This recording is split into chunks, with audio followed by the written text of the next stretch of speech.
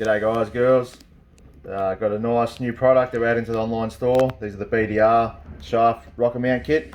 So kind of very similar to the trunnion upgrade that we've been using in the past. The only difference is these ones is also upgrading the shaft at the same time, so making a much more solid arrangement.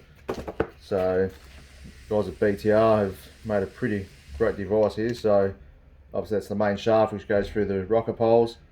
This is the new base plate which bolts down to the cylinder head, and then in the box here there's your bearings, which is what go onto your rockers, the bolts which will locate the new shafts which go down through here. That's what they're for.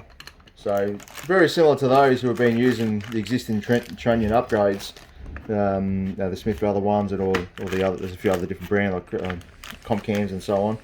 But the only difference with this kit is this also upgrades the main shaft. So yeah, it's taking those already good rockers and just making them even bloody better. So they're a great thing. They will be on our online store later today.